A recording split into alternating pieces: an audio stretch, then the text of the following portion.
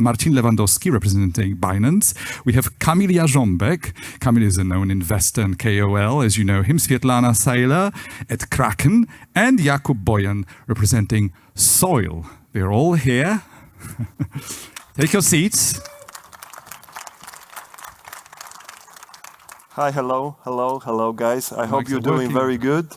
Let us start the panel here. Maybe the small introduction. My name is Marcin Lewandowski, and I am a Binance angel. This is a kind of role of being an ambassador of Binance Exchange, and I would say crypto evangelist, so onboarding new people for our industry. Before we begin, I would like to introduce our guest. Let's start with Svetlana, so please. Hi, does it work? Yeah.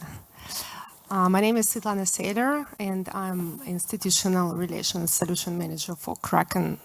Kraken is one of the largest, most trusted crypto exchanges globally. So my professional background is traditional finance. I spent over 10 years in leading financial institutions across Europe. But my personal crypto journey started in 2015 when I first opened my Kraken account, started reading about protocols and trade. So I belong to early adopters and to those who truly believe that crypto and underlying protocols and the technology behind is the future. It's always to be an early adopter. It's very good to be like one. Okay, Jakub, can you introduce yourself? Yes, hi, my name is Jakub. I'm a CEO and co-founder of Soil. Soil is a protocol, lending protocol fully backed by the real-world assets and fully regulated. Before joining crypto space in 2017, for many years, I worked in mergers and acquisitions for leading consulting companies and then for the leading media and e-commerce companies in Europe. And for me, when I find out and discover the smart contract idea, it was like it charmed me, and I said, okay, maybe this is a technology that can improve a bit obsolete financial infrastructure and can help companies to settle transactions and even more. And that's why I decided, okay, to discover a bit more about the blockchain, about the smart contracts and how it can be used and improve the financial infrastructure. And since 2 years, I'm developing my own protocol. Okay, great. And Kamil? Hello, everyone. So I'm Kamil Jarzombek, known in the crypto space like Jarzombek from a surname. My crypto journey started 2014.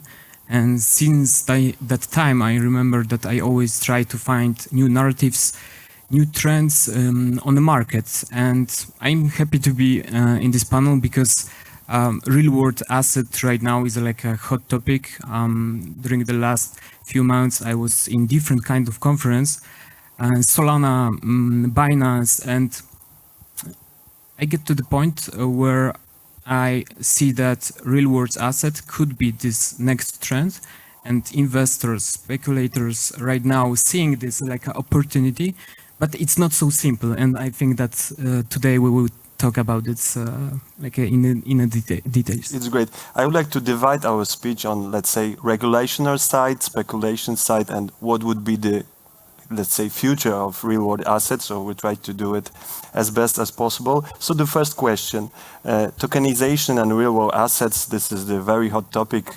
Probably most of you know that. So the companies like BlackRock, Goldman Sachs, JP Morgan, they're already in that business. But we have to get back a little bit in the history, understanding what does it mean, the tokenization. Svetlana, can you answer? Yeah, sure. Good point to start with.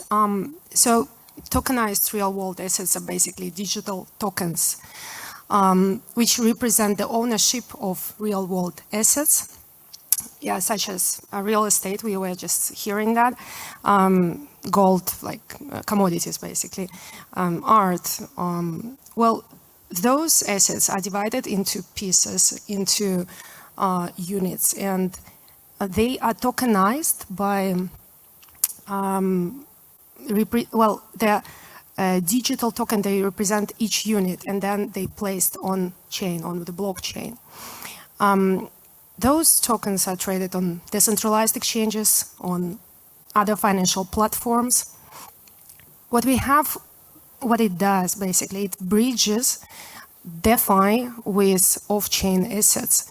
So those off-chain assets are placed on blockchain. We have advantages of blockchain, like security, transparency, transferred to the management of conventional assets. And it brings a lot to the whole ecospace. Like, let's say we eliminate the middleman, and with that we can reduce fees. It enables 24/7 instant settlement. Liquidity is provided to the assets which are not necessarily liquid today. Transparency, so blockchain allows for the management of the assets, for the whole history of those assets. It's immutable, so it provides more comfort to the investors.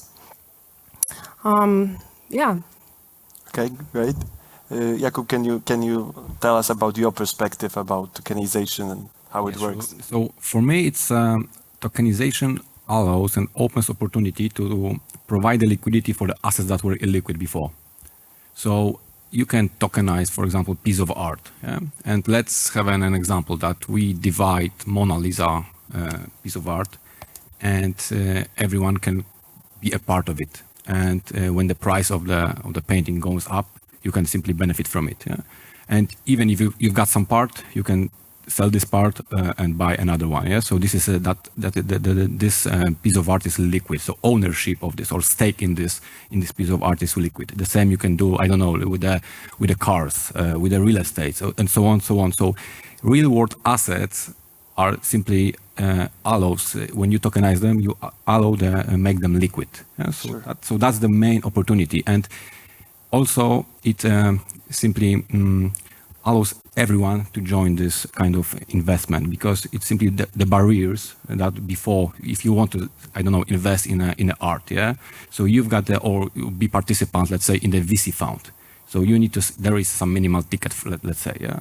And let's assume that some private debt fund or VC fund or some art dealers decided to tokenize their businesses, and everyone on this planet can, I don't know, invest like $10 on $1 million. There is no difference. There is no entry barrier for it. So it's like a democratize for the investors. Yeah.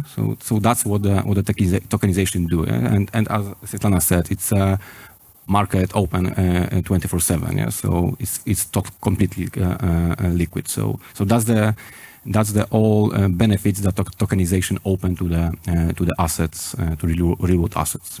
So we can say that the narration for real world assets is building a lot, and lots of people are interested in, because before they didn't have the opportunity. I'm related with the real estate market to buy a piece of property because it's very difficult. It's not very simple, and tokenization is giving them an opportunity to, I don't know, to share their wealth worldwide, to do it very simple with crypto. So I'm pretty enthusiastic about that. And are there already, let's say, maybe tokens or a narrative related with the real estate asset, with the real world assets? Kamil, can you, as a special guy with the narrative, can you tell us something? Yeah, sure. I see that right now we've got like different kinds of groups of that assets. So I think that first group, and Jakub Soil is in this group, is like a lending and borrowing type of platform. So here we've got Soil, of course. We've also got Maple Finance. We've got more of this kind of platforms, and they're like it's real world assets type of platform, like Aave or Compound. It's working like this, the same, I think. So the next group, I can say that this is all projects related to real estate, like you said before. So here we've got one of the leaders is Realty. So this is a platform which right now has like a 90 million total value locked already. And next group, it's protocols and this kind of platforms.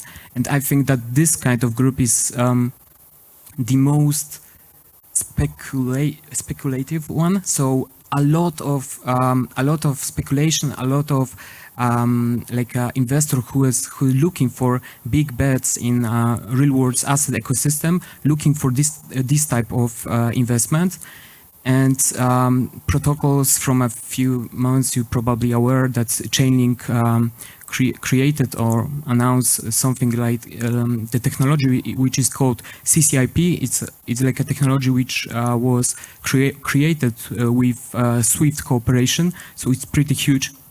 And from that time, it was announced like I think that three months ago. And from that time, when they announced it with Swift, everybody in crypto community which followed Chainlink before started to tell that okay, Chainlink is a good bet for real world asset. So different kind of projects. I think that next group, maybe the last one, is a project related to stablecoins, but stablecoins which gives you a yield from a treasuries. And this is a huge trend. We've got project like BactFi, as far I know, and one of the leader, the biggest one is Ondo Finance. Ondo Finance don't have token yet, but maybe it's a good tip for airdroppers to use Ondo Finance. So yeah, this is I see like a few groups of different kinds of tokens. Okay, great. And Svetlana, what do you think about real-world assets as a narration, as a place for where you can speculate? Of course, we're here for we're here for technology. Everybody knows that, but we're also here for the money. I think our audience is quite interested. Will it be like that there will be a huge narrative for real-world assets as a trend? What do you think? Yeah, interesting question. Like, if we look at the digital asset space through the eyes of like not investors, from someone who is non-crypto, so it looks like the volatility is high. We have app memes and some coins sold for millions. So this scares non-crypto investors, governments, traditional finance from entering the crypto space. With tokenization of real-world assets, we have a clear underlying, which is tangible in the eyes of those bodies. My opinion is that tokenization would rather bring comfort and security and clear the space from its image of being the place for immature, yes, speculation. So it's the opposite would be true, I would say. Saying about the narrative, we cannot say about treasuries. So do you think the treasuries, we're going to have like a, I don't know, on-chain hype on treasuries? How do you think it will work? Maybe Jakub, if you can answer that. Yeah, I would like add one point to what Anna said about the crypto narrative. I think that this, real-world assets narrative is trying to hide that actually crypto market or crypto space is growing up. And they do not want to just say that we are growing up. We are looking for the substance in a business, because there is a saying in a crypto space that if you do not know where the yield is coming from, probably you are the one. Yes. I think that we've seen it before.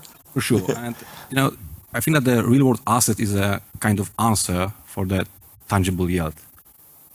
Investors are looking for some more comfort because they want to attach the yield with something. And the real world assets actually, it's that's the way how we can. I think that it will be a spark that will ignite a bull run, so for sure. But it will mean that the institutional investors or simply corporates will try to bring part of the business on chain. So it means that it will result in the inflow of the new capital. And I think that right now, over 90% or even more projects have no business model at all, no substance. And if we want to grow up as a industry, we need to adopt more businesses from the real world. Yeah? So simply because if you are moving tokens from one pocket to other pocket and you call it whatever, like a yielding farming, you can do it, liquid staking, whatever. It doesn't produce value added. You need to adopt real businesses that generate profits that actually exist. And that's how we will bring value to the blockchain, using this technology. So I think that the real world assets and the tokenization, of course, will attract, and simply the technology will attract the corporates, institutions that are active in, let's say, traditional finance, to bring a part of the financial infrastructure on chain, and that will, of course, will be together with the inflow of the new capital, and probably it will result also with some let's say bull market, I hope. But do you think it will go that far that traditional hard assets like bonds, like I don't know, stocks, they will be tokenized, or do you think this is too far for the moment? Maybe you and Svetlana, if you can answer this question. Maybe Svetlana, please. You were referring to treasuries before. I think it's a good point because it has been pretty hyped recently. Within like the last few months, around 600 million treasuries were tokenized, placed on blockchain. So this narrative is mostly driven by macroeconomic dynamics. We have Federal Reserve increasing the rate for those risk-free assets like treasury bills. With that, those treasury bills, they outperform, or their yield outperforms the yield what crypto space provided before. It's like in reverse of this dynamic, treasury bills that are tokenized and offered by traditional finance companies like Franklin Templeton and bought by crypto native like MakerDAO. Well, what we have, DeFi used to attract funds based on outcompeting yields, and with this flip in the dynamics of the markets, they find themselves, like the protocols, struggling attracting for new funds. Like the total value locked dropped significantly, and well, it's not a surprise because, like, let's say compound paying 2-3% and risk-free treasury bills paying like over 5% for short-term investments. But it seems to be pretty dark for crypto, although actually the opposite is true, I would say, because with that, first allocation of capital on DeFi is happening towards sustainable projects. And it's like when we have a project which is able to survive and provide the yield which is better than the competitors, they make themselves resilient and not that depending on the mood of central banks. Okay, right. Yeah. Jakub, can you add something? So we have one thing, you mentioned Compound and Avi, these are the full DeFi protocols, and we saw last year that many protocols that were, let's say, challengers offered higher yield than Avi or Compound, simply collapsed because the business model were unsustainable, and were unsustainable because it was subsidized with the tokens that they were printing. That's true. And I think that that's what the real world assets actually change. Because if you are generating yield on a real world asset, let's say that was the case of the treasury bills, but this is like a very easy solution, because what you are doing, what some projects are doing, they are simply intermediaries. So they are simply taking stable coins, converting stable coins, invest in the treasury bills, and do some arbitrage on the cost of the capital. Nothing new. So another intermediary. The case, as for example in my project, is that you need to do some. If you want to have a higher yields, you need to do some additional job. So if you want to, let's say, invest in the corporates, you need to do the diligence, take a risk of the default, have an investment team that is responsible for screening companies, and so on and so on. But what I said about what you said about the Avi and Compound and the business model that simply failed in a last bull run was that, and what I guess that real world assets will a bit solve it. So it's that you can have a sustainable business model when you generate a tangible money, real bucks outside of the system, and you are not dependent on the price of your token. Because everything is okay. The same was with the Celsius, with the Anchor, and so on, so on. So as long as they could print, they can offer the sky high yields. They were printing tokens during the bull market. The price of the tokens went up, and they could deliver the yields that they offered. But when there was the bear market, simply they could not. You can. To the infinity, you can print the tokens, but it's worthless. Sure. Yes?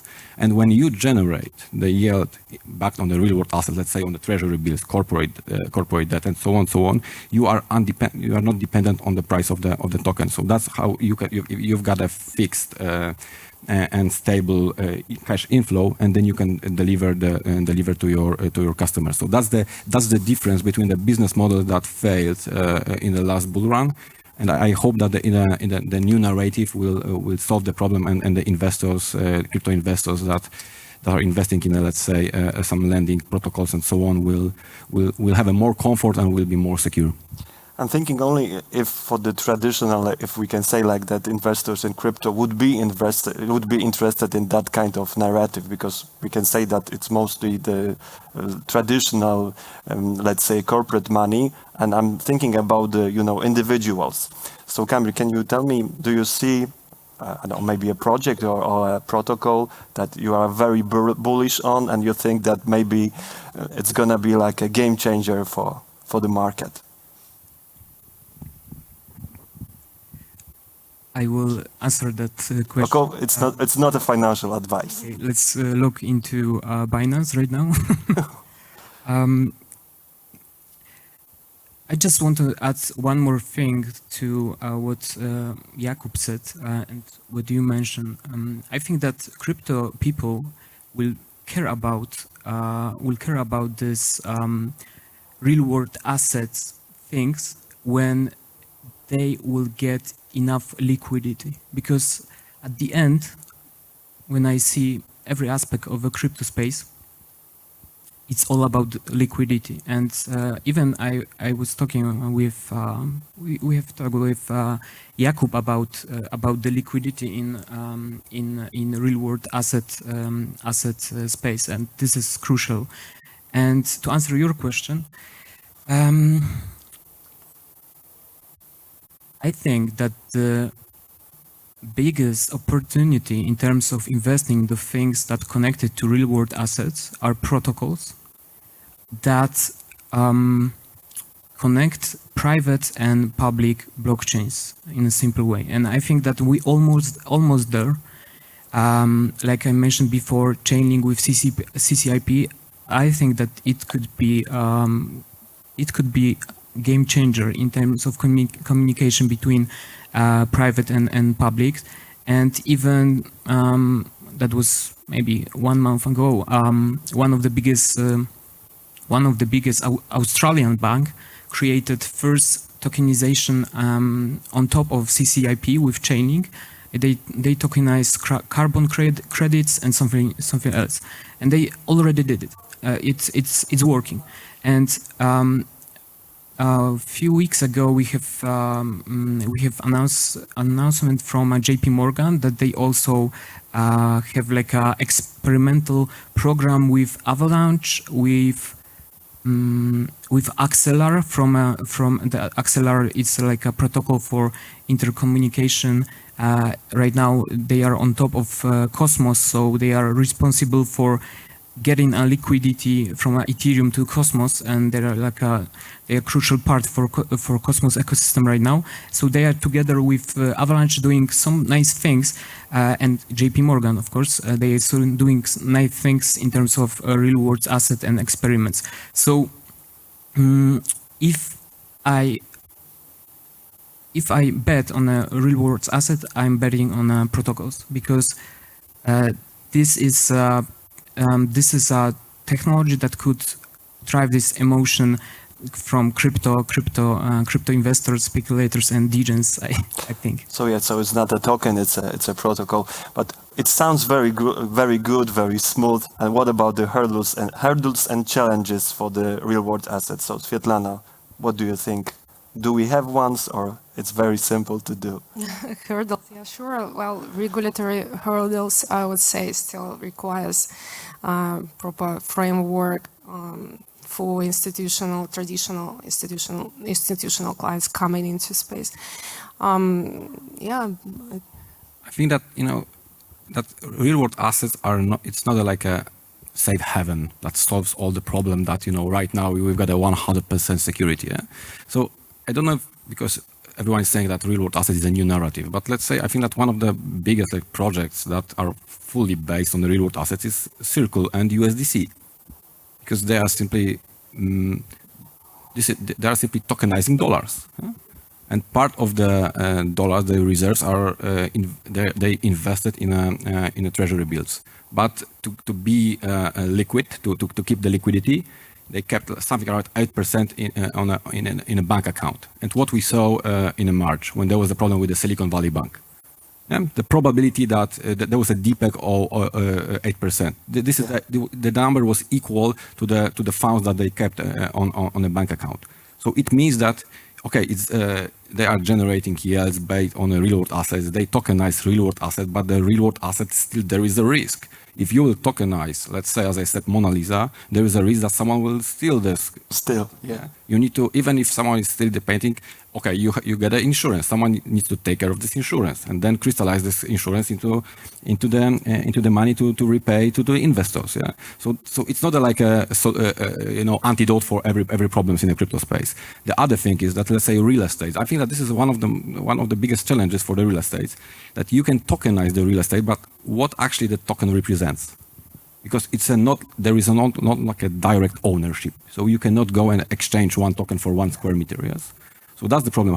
This is a legal challenges. Yeah? How you actually, you can tokenize everything, yeah? Even your soul. But depends, how you will link this token with the underlying assets. Yeah? So that's the narrative. That's the challenges. But as I said, so there are like pros and cons.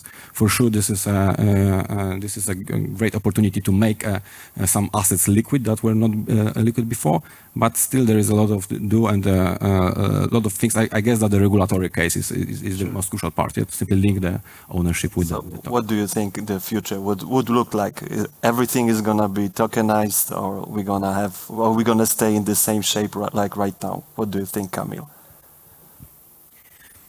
I think that stablecoin markets will totally change, and I think that it will be we'll get to the point where USDT and USDC doing it right now even, but USDT not yet, will start to give the yield from treasuries to the holders. Why I believe it will happen?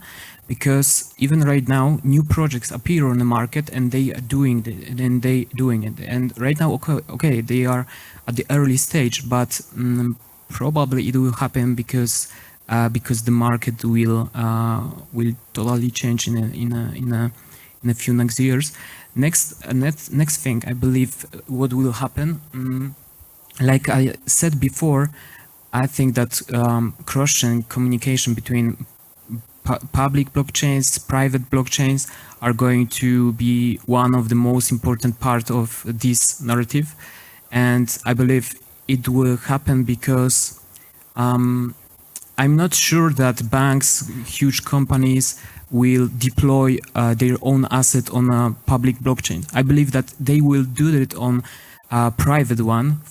They created private security, of course. Yeah, security, legal things, and all the aspects are important here, and that's why I'm so bullish on protocols and on like a communication between private and public thing. Sure. Because private blockchains will have an access to liquidity which are right now on top on Ethereum, and private blockchain, big banks want security, like you said before. So this is a quite interesting aspect. So here we've got, like I said before, CCIP from Chainlink. We've got also layer zero, which will appear on the market, I think, in the next few months. We've got also Acceler, like I said before.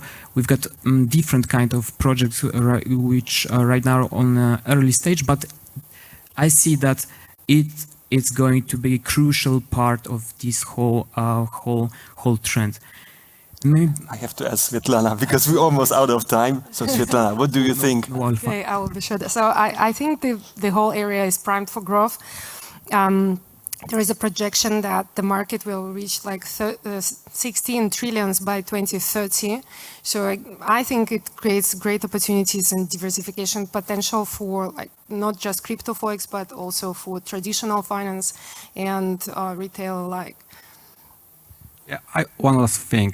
You said 16 trillions. That's the, I guess, this is a projection by BCG. It will, so to show you how much it is, so it's equal, assuming that it's a Bitcoin, so one Bitcoin would be equal to $800,000. Yeah, so this is the potential that we are talking about. And they said that it's this is the value of the market, $16 trillion by the end of 2030. Yeah, so it's within next 6 years. It's a great summary. So thank you guys for having us here.